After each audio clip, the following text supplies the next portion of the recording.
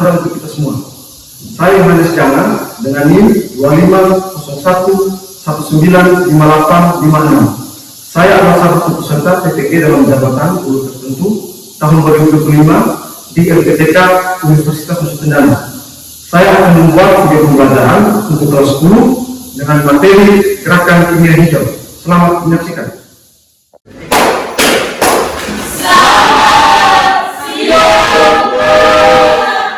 Selamat siang semua. Selamat kembali. Oke.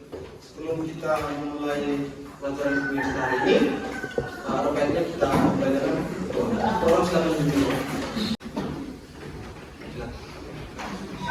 Guru dan teman-teman sekalian, marilah kita mengucapkan berdoa dalam nama Bapa dan Putra dan Roh Kudus. Amin.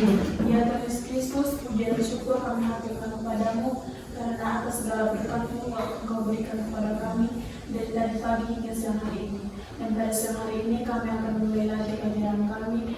Berilah terang Roh Kudus-Mu kepada kami agar apa yang diajarkan oleh Bapa dan Ibu Guru bisa dimengerti oleh kami. Namamu yang kudus, kiranya sepanjang segala macam. Amin. Santo Agustinus, doakanlah kami. Dan Bapa dan Putra dan Roh Kudus. Amin. Terima kasih. Hari ini siapa tidak ada? Hai semua. Ada semua ya? Ya.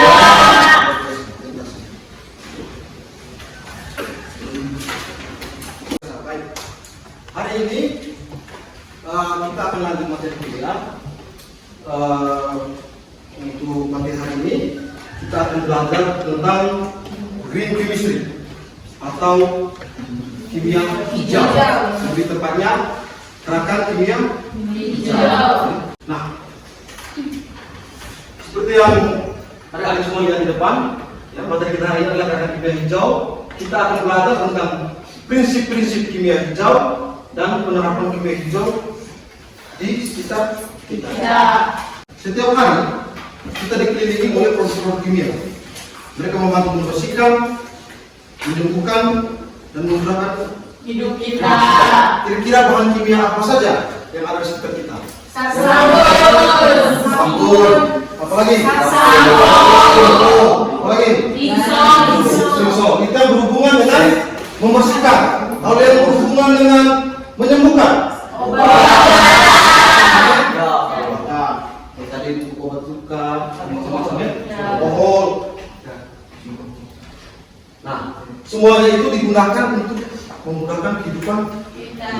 Nah, pertanyaannya, apa yang membuat produk kimia yang bermanfaat ini menjadi jahat bagi lingkungan setelah digunakan atau dibuang? Ya kan, setelah kita menggunakannya kan otomatis akan ada sisa-sisa yang kita buang kan? Nah, kira-kira apa yang membuat produk kimia yang digunakan sehari-hari itu bisa menjadi jahat bagi lingkungan setelah digunakan atau dibuang? Ada yang bisa menjawab mungkin?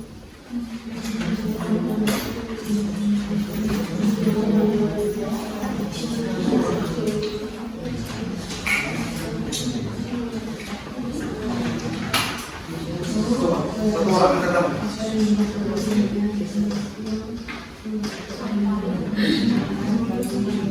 Oke, bagus, beri gambaran sedikit. Misalnya begini, setelah kalian menggunakan shampoo tadi, kira-kira ini apa yang dihasilkan? Kalian ke kios, kalian membeli shampoo. Setelah kalian menggunakan shampoo itu, limbah apa yang kalian dihasilkan? Pertama apa? Limbah plastik dari kemudian berikutnya apa lagi? Ada yang tahu selain limbah plastik? Limbah deterjen. Bisa hasil dari kita mencuci rambut. Oke. Seperti itu. Kemudian contohnya apa lagi selain shampoo?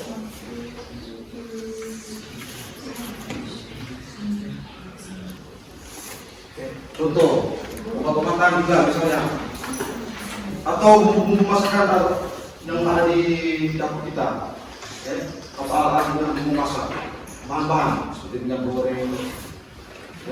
Yang paling utama yang sering dihasilkan adalah sampah plastik, limbah sampah. Seperti itu. Dan ada banyak lagi problemnya. Ya, Pak. Nah, kita akan masuk ke tujuan pembelajaran. Nah, tujuan pembelajaran kita hari ini itu adalah yang pertama, di akhir sesi ini kita akan siap bertindak sebagai desainer kimia yang bertanggung jawab. Jadi diharapkan kalian besok-besok atau ketika kalian pulang ke rumah nanti setelah mempelajari materi ini, kalian bisa menjadi desainer kimia yang bertanggung jawab. Dan yang pertama yaitu kalian mampu menganalisis 12 prinsip kimia hijau. Dimana kalian diharapkan bisa memahami pedoman fundamental untuk mewujudkan proses kimia yang ramah lingkungan.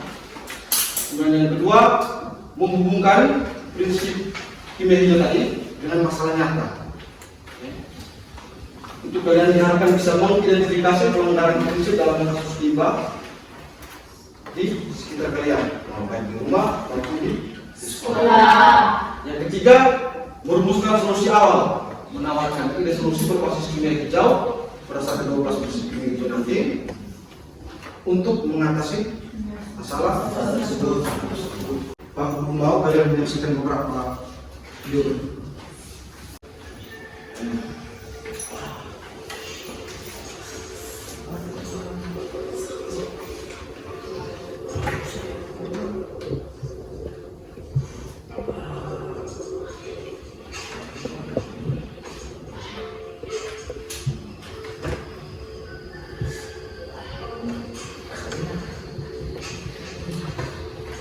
Perhatikan videonya dengan baik ya.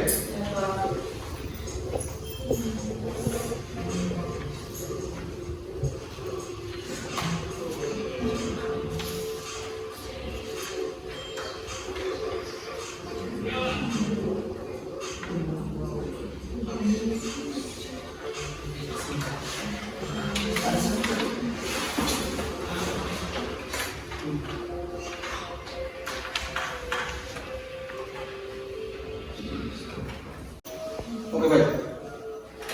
Video pertama ini itu menunjukkan Lautan busa. busa Ya. yaitu menunjukkan lautan busa yang mencemari suatu sungai. Lautan busa. Kira dari video itu apa yang bisa kalian ambil? Mungkin ada yang tahu?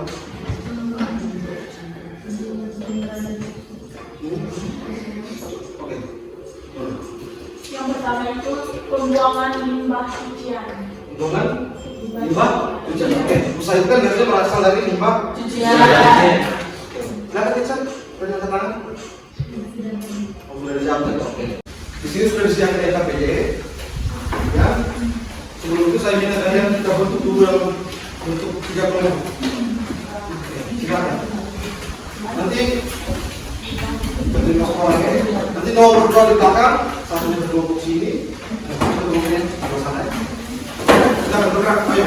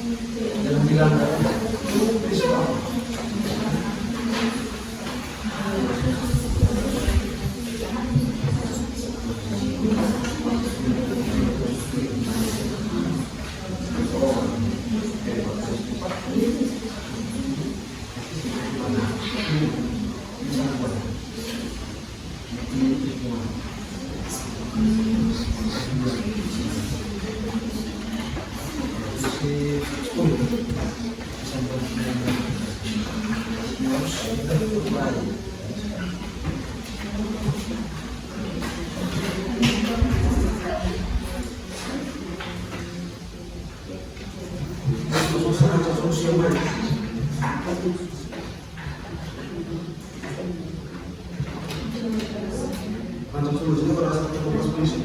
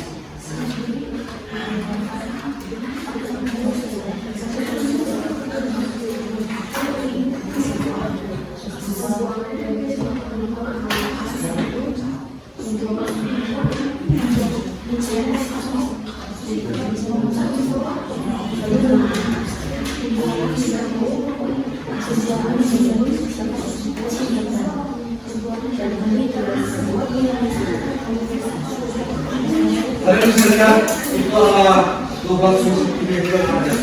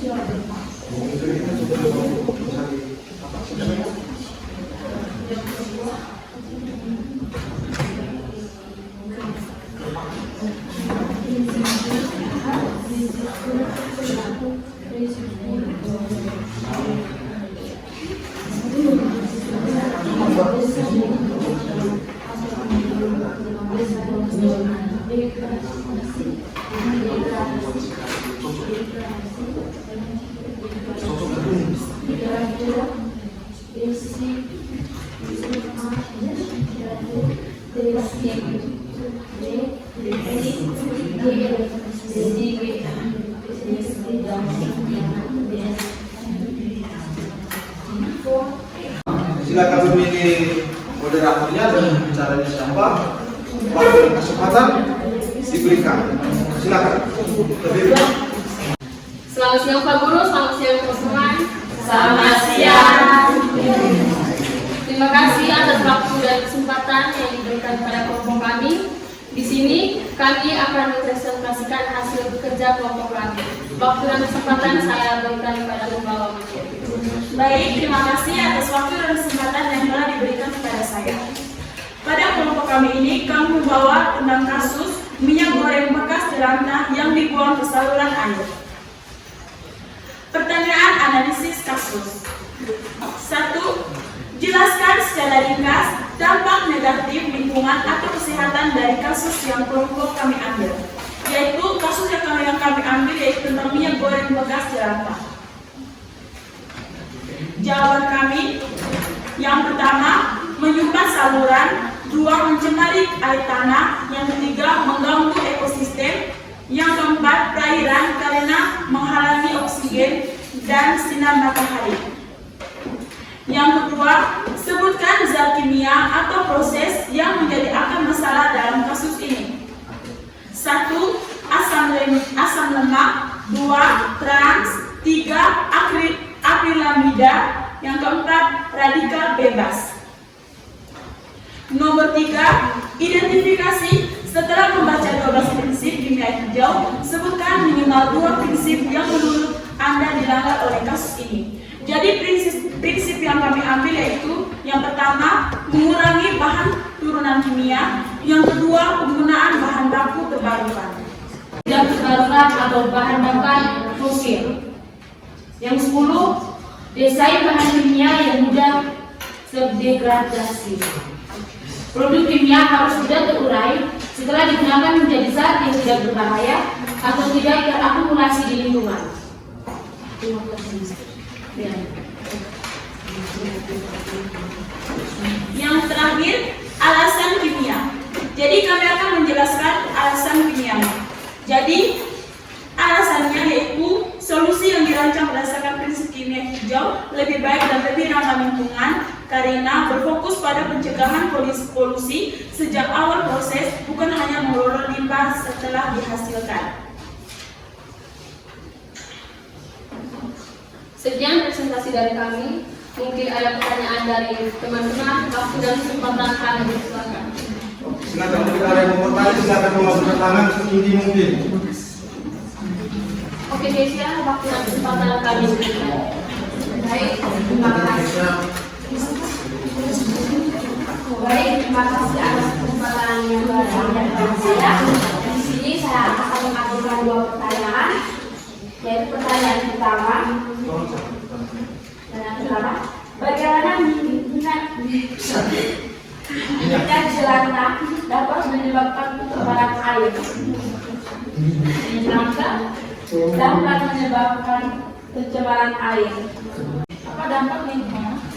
Yang ditimbulkan jika minyak jelantah dibuang langsung ke saluran air. Pertanyaan tadi tampung dulu ya. Jika minyak jelantah, dibuang langsung ke saluran air.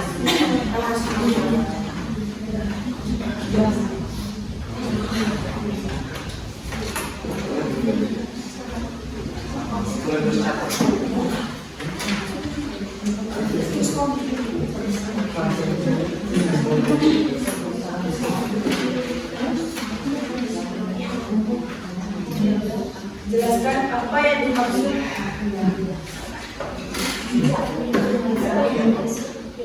dimaksud keras dan minyak nabati. Baik, pertanyaan kami terima dan kami akan menjawabnya. Nomor 1, bagaimana minyak jelantah dapat menyebabkan pencemaran air? Jawab, limbah minyak jelantah dapat menyebabkan pencemaran air jika dibuang secara tidak tepat.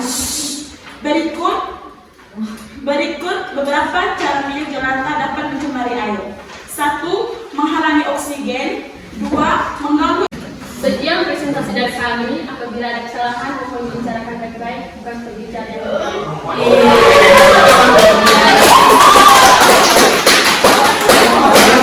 Terima kasih atas waktu yang sangat diberikan para kami di sini. Kami akan mempresentasikan hasil diskusi dari teman. Saya silakan kepada teman saya. Baik, terima kasih Franco. Dari pertanyaan pertama, jelaskan ringkas dampak secara ringkas dampak negatif bagi lingkungan atau kesehatan dari Para pengusaha kami silakan. Baik, terima kasih. Baik, terima kasih atas waktu dan kesempatan yang telah diberikan kepada saya. Jadi pertanyaan saya nomor satu, berikan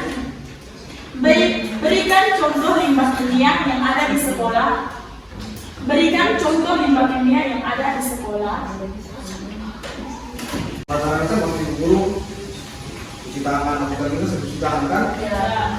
Tiba-tiba seperti air cucian tangan, tiba sabun itu kasih cuci tangan itu, jangan lagi kau buang ke taman, itu bisa merusak.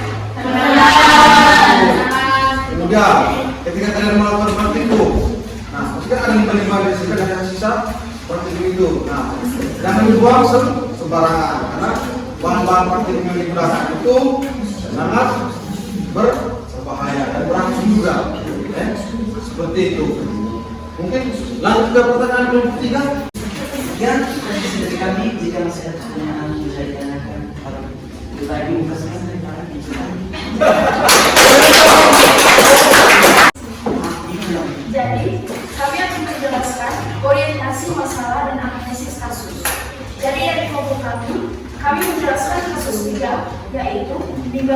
sekali pakai. Jadi kami akan menjawab pertanyaan analisis kasus. Pertanyaan pertama, jelaskan secara ringkas dampak negatif lingkungan atau kesehatan dari kasus yang kelompok kami amati. Jawabannya, dampak negatifnya pencemaran lingkungan, kerusakan ekosistem, perubahan iklim. Dampak kesehatannya, keracunan, penyakit, dan kesehatan mental. Pertanyaan nomor 2, sebutkan kriteria atau proses yang menjadi akar masalah dalam kasus. Demikian hasil presentasi. Di sini kami membuka sesi tanya jawab. Waktu dan kesempatan saya berikan kepada teman-teman untuk memberikan pertanyaan kepada kelompok 3. Silakan mungkin yang mau mengajukan pertanyaan terhadap kelompok 3. Silakan menggunakan tingginya. Satu orang ada lagi mungkin? Oke, nomor 2 dulu. Ada yang lain mungkin? Silakan. Terima kasih atas waktu dan kesempatan yang telah diberikan kepada saya. Jadi pertanyaan yang akan saya berikan kepada kelompok 3, nomor 1, sumber daya terbarukan dan sumber daya tidak terbarukan. Mengapa penggunaan plastik sekali pakai menjadi masalah lingkungan? Kami ini satu, energi surya. Energi surya dihasilkan dari sinar matahari. 2, energi angin. Energi yang dihasilkan dari angin. 3, energi air. Energi yang dihasilkan dari aliran air. Dan terima kasih untuk perhatiannya. Saya tutup presentasi ini sama seperti kamu yang duduk di sana.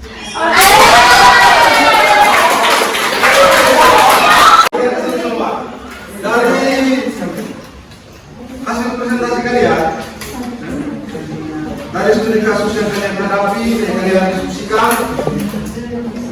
ya, dapat disimpulkan bahwa penggunaan bahan-bahan kimia yang tidak bertanggung jawab, kemudian sisa-sisa limbah pembuangan atau limbah bahan kimia yang digunakan atau dibuang atau ditempatkan secara tidak bertanggung jawab dapat menyebabkan terjadi yang namanya kerusakan lingkungan. Jadi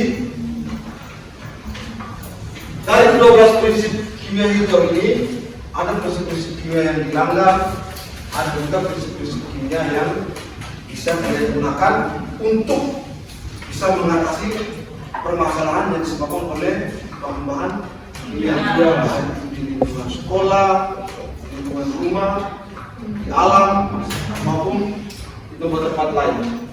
Nah, setelah kalian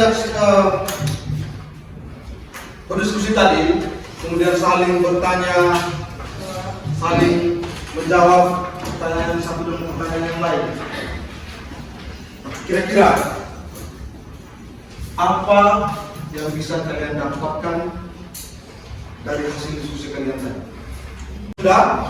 Kalau sudah, satu orang dari masing-masing kelompok silakan kumpul pertanyaan reflektif dari masing-masing teman.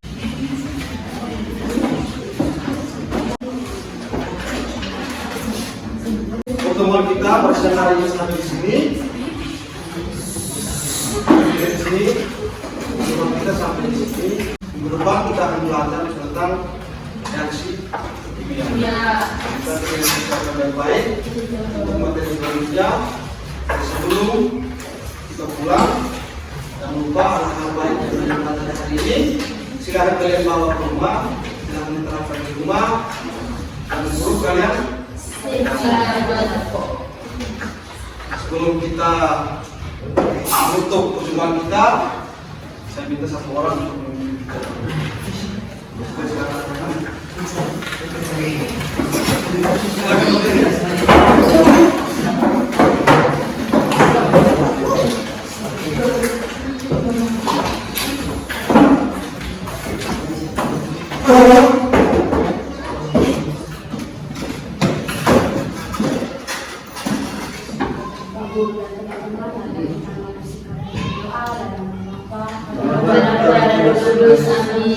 Ya Tuhan Yesus, terima kasih atas perlindungan-Mu dan bagi hingga sekarang ini. Sekarang kami mempunyai rumah kami masing-masing.